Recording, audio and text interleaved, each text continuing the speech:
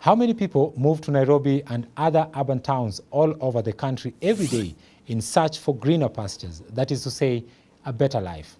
Sadly though, those who seek life without wisdom end up in the jaws of death. This truth, however, has not hit home in our society, our families, or even our homes today.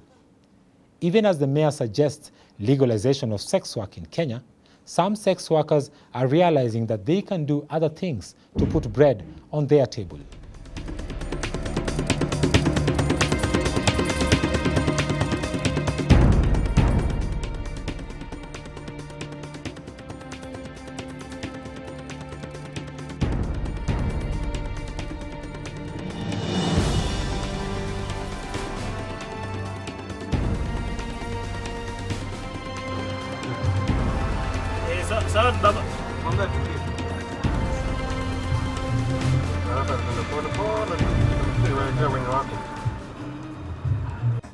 Actually, they didn't even, the same day they cried, and it was like a miscarriage because there were 7 months. Then I was having a lot of beatings from the guy, and I was sleeping all over. Yeah. So, but nilipata UTIs, wakatest, nikakuwa na hepatitis B. Okay. And no, the issue of HIV, I never, and like I was telling my friend, me, I can never contact HIV. But see could test, and I was scared. I didn't want to, because I said if I have it, let me give them. So for 3 years you continued with your usual sexual pay for me, have sex, pay for me, and it continued. When did it reach that you said enough is enough? Okay, men can really be frustrated. It is the hostility I got from men and the beatings. You go, you sleep with a man, he doesn't want to pay you. Then you go to a room with a man, he wanted the vaginal sex. You go in the room, he wants the anal sex. And me, I never did. It's only one man who raped me, but he paid dearly for raping me in the anal. Because it's, I never, you know, you go with a man, he's very decent, you think he will do you and then pay you the money, but he goes there, he wants more than what you had agreed. So it really reached a time I got very sick and I got very frustrated, and I said, maybe enough is enough, I can let God be. And I started going to keshas, naenda kanisa, nikisikia kuna kesha naenda nasikiza, and plus hizo frustrations. Then unaenda na mtu amelala nawe hajakulipa, anakuchapa, anakuacha pengine kwa room, hata hakuna base, hakuna breakfast. Enye watu hawafanyi prostitution juu ya kutaka. Mimi ni background yangu. Ndio iliniforcingi. Sasa ukiambo decide maneno ya pesa ama uende ushago, nyewe unaangalia ile kulalia ngunia, unaona tu heli ufanye ile kitu unafaa kufanya. So haikuwa ati ni kitu inafurahisha moyo wangu ati kukuwa prostitute. Hapana.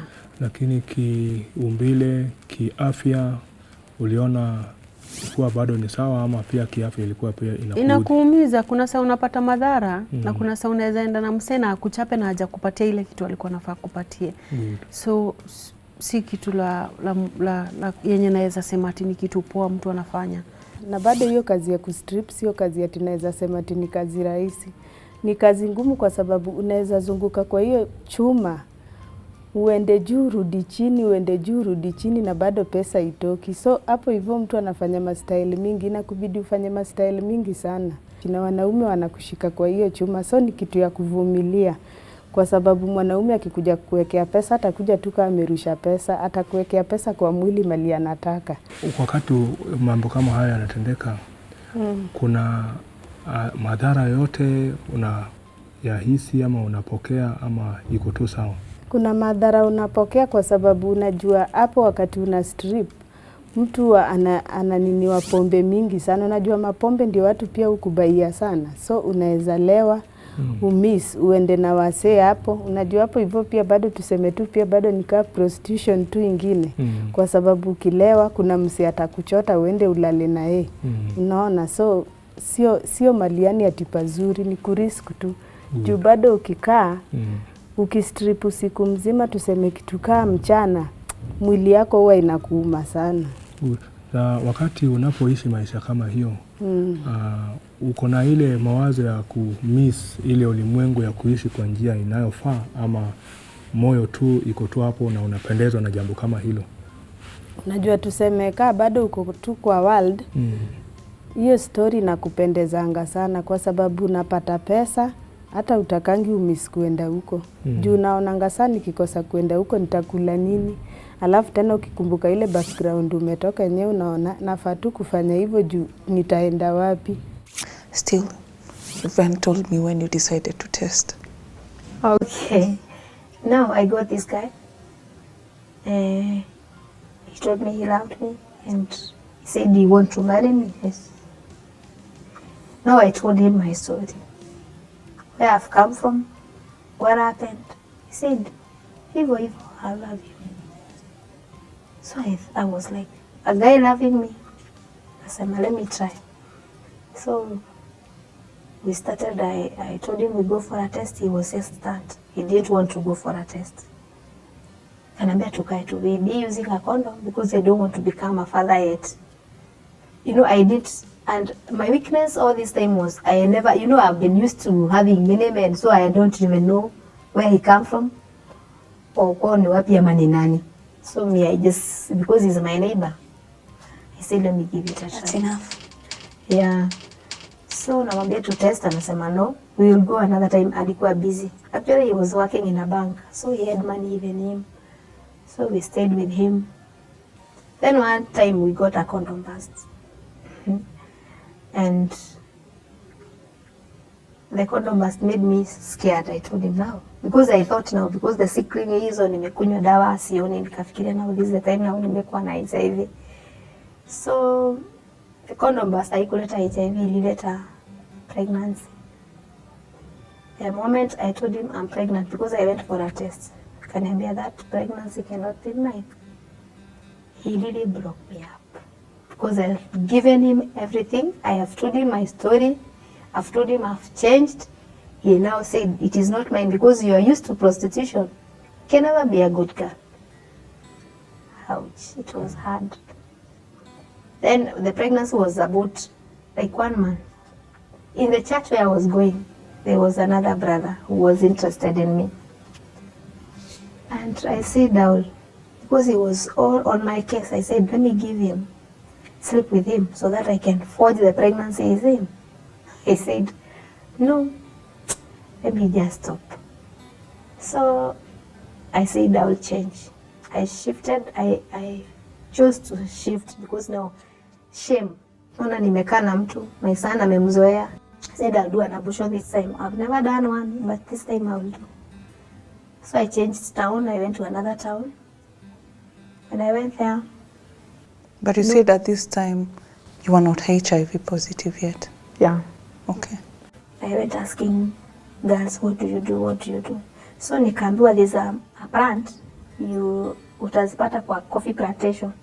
Then you insert, then the opening will come and then the breeding will start. So I went, I did what I was told. The cramps and the pains started immediately. In my pains, a man came. He was riding a pickup. Kastop gari. Kaniambia, madam ni nini? Ambia, hey, nilikuwa najaribu kufanya hivi. Sasa nilikuwa na, you know, the pains were there and I was talking. Kaniambia, why did you have to do that? Nikamwambia, I thought I will do that because that was my last option. Kaniambia, that is not supposed. Can I take you to the hospital? Nini akanipeleka hospitali. The doctors wakatoa hiyo kitu haikuwa nini, ilikuwa imeanza effect. Waka insert wakaniambia, you wanted to do an abortion? Do you want, because it was a private hospital? Ambia hapana, nimechange. This guy akaniambia, hata kama hutaki hiyo mtoto, wewe lea mimba nitakulelea. The guy who picked me, nitakulelea hiyo mimba, the baby will be mine. And it was too good to be true. I moved in with him. Yeah. The first sign of care, just go. This is it. Yeah. Okay. I have been looking for that for a long time. So when I went in, so when I'm in his house, that's when I'm starting telling him who I am. He don't know me, blah blah. So nikamwambia, no, the only thing I want us to do is to go for a test. Anambia hawezi pimwa. Anambia kwa nini? Ashapimwa. Mbia na iko aje? Niko sawa. Mbona ulipimwa? Naambia sijui niko 50-50. Sijui kama niko ama siko because of my lifestyle. Akaniambia tutaenda. So nikakaa kwake, we started staying. But he never showed my son love. So he showed me so much love. I don't know because of sex or anything. But for my son, because my son have seen so many men, so he was scared. Now, Mom, no, where are we? How old was your son this time? He was 9 years. He was turning 10. So ameona everything. He knows the mother, knows all the things. So my son was, Mom, nini tena? But nikamwambia, let us try this one. Maybe here is where God said we are going. And we must have a father and we must have a family. So we stayed with my son there. So when I was 5 months pregnant, pregnancy ikakua sana. So the doctors were telling me, are you sure that was the date of the... Yeah, I know it is the date. So I insisted on this guy. Told him now we must go because the doctors are saying these days you can't go to the clinic without the father. So we went and got tested. And as fate would have it,